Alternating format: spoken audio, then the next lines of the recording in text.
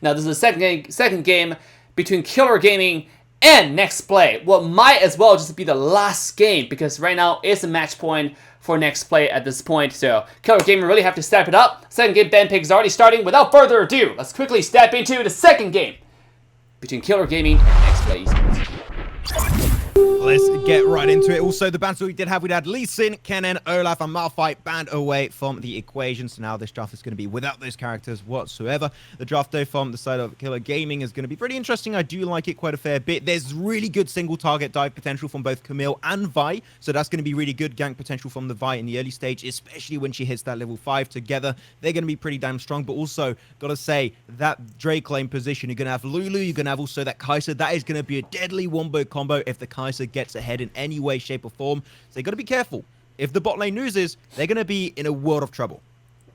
Definitely. And last game we see the Kai'Sa on Nexplay side, and the Kai'Sa was hyper farmed. This time Kai'Sa is on KG side, Killer Gaming side. Can they do the same and make sure Kai'Sa get the farm that she needs in order to pop off like a champ? Or is Miss Fortune going to snowball to Oblivion and just one-shots everybody? Because the Zero is good in a wave clear, in early lane early laning poke, and obviously the big ultimate coverage for objective siege. And also, if you look at Nexplay Esports, they already got some challengers on their team. Their marksman player as well as their mid laner. Look at that beautiful borders. I love it. I wish I was challenger. Unfortunately, that is never going to happen. But also, one thing that I was surprised actually happened for game 1. Nexplay actually banned away Miss Fortune and Gragas. Now that they didn't ban them, they actually picked them both. So I think they're trying to do some mind plays. This is a little bit surprising to me. But it seemed like that they do understand how good these two characters can be respectively. And they're like, okay, you know what? We're going to pick them for our game. They're feeling that confident to potentially allow them through into the drafting phase. That is also why Lulu was not banned away. That actually got picked up by the side of Killer Gaming. So they are going to go straight away for, once again, you said it, they love doing engages. They love going for the jungle invades early on here, Dave. Oh, here it comes. That's exactly what they're going to do. But no, they're giving back their own medicine as a 4-man squad is now going to be standing inside of that bush. And they're taking a 4v4, trying to push them backwards. But that Brawl took way too much damage. They can't afford to give away the first blood. Yep. Killer Gaming really smart this time. They look at their enemy comp, they know how strong it is, and they know that Nexplay like to invade. We talk about, I just mentioned that this team invades no matter what, every single game that we have seen them play.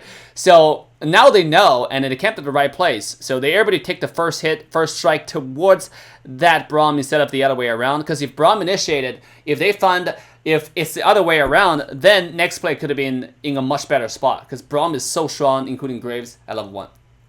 Yeah, I'm going to be really intrigued to see how also this Baron lane position is going to be working out. You got Camille going up against a Gragas. So, of course, you know, you're waiting for Camille to hit that level 5 power spike.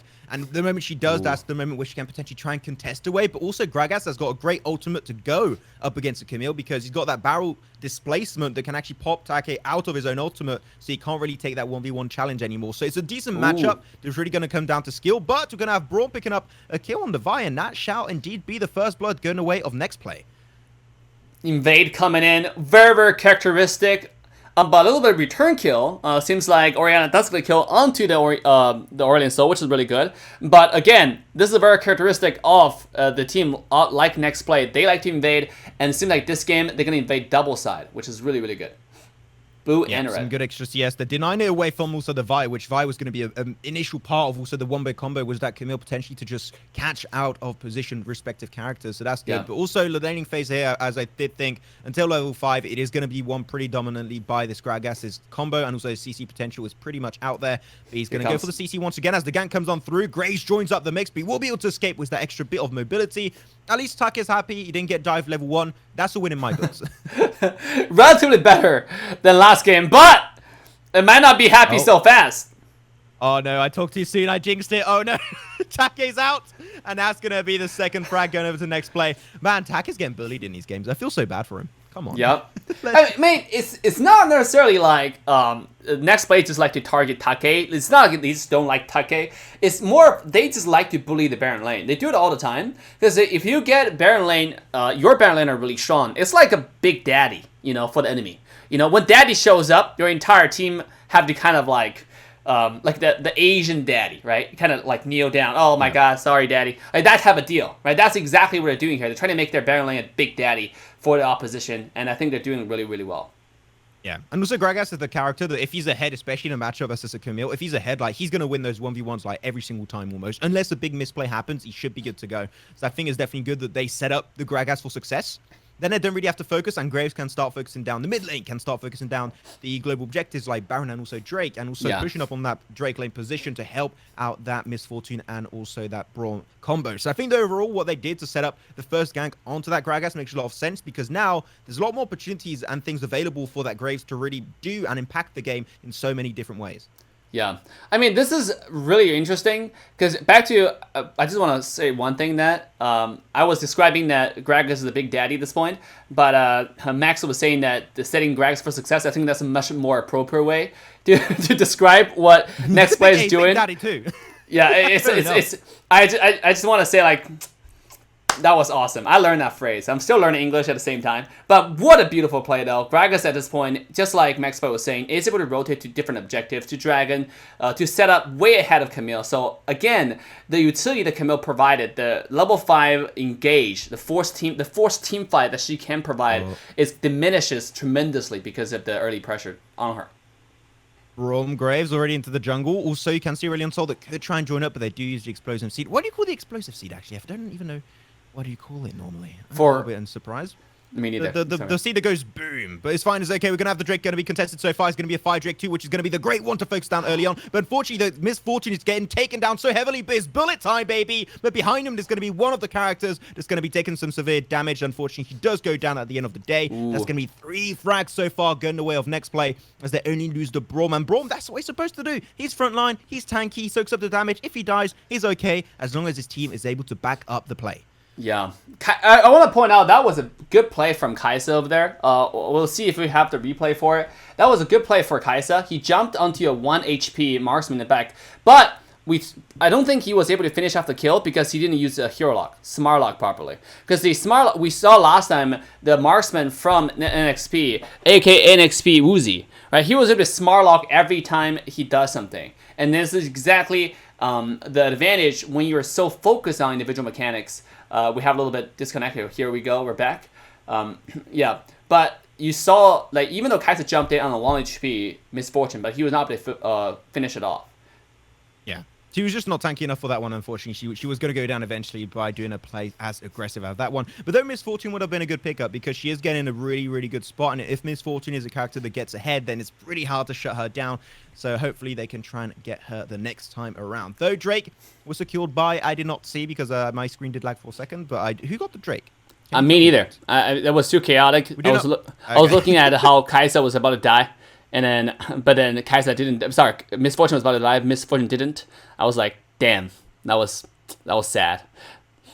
But on to the next objective. Rift Herald is available right now on the map. Yeah, Rift Herald is going to be on the menu this time around. They do already have a few players coming out from the side of Nexplay that are around that position. So if they want to go for a quick one, they can definitely do so. While that time, they're also going to push the wave of Camille under tower to make sure that she cannot join the party because she has to get that CS because she is far behind and she got ganked on level 4.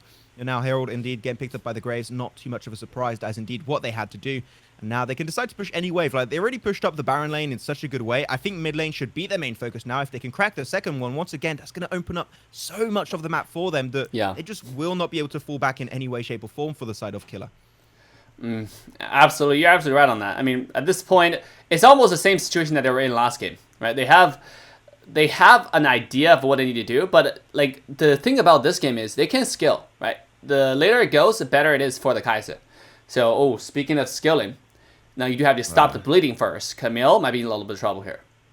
Yeah, I mean, he just can't beat that. He is, as I said, at the moment that he got ahead, he could just 1v1 Camille the entire time. Camille was hoping to just be able to keep on an even standing, then potentially take a 1v1. But once again, that setup of Graves on that early gank just set up Graves, Gragas, in such a good way that now he just can win those easily. And also into the bottom side of the map, we're going to have 2 frags also coming out. Kaisa and Ulu are out of the equation. Killer Gaming, you know, they are having a little bit of a hard time in this one. For sure, 3 of their allies are currently down, and Vi should be following in their footsteps really soon also. Yeah. And while that time, Tag is going to try and take another 1v1, and I still do not think he can take it. I would not recommend you to do so, my friend, as he's already down to mid HP in one wombo combo. You can't do anything, my friend. No, not at this point. Gragas one shot literally two, and also for a lot of people who didn't know, when Gragas uses his second skill, he actually have a huge damage reduction. Not only does he his next auto attack does insane amount of damage, he also gets to close to 50% damage reduction when he maxes the skill too. At this point, when it's a level 9, you probably have like 3 to 4 levels into that skill already. So it's gonna be really really scary.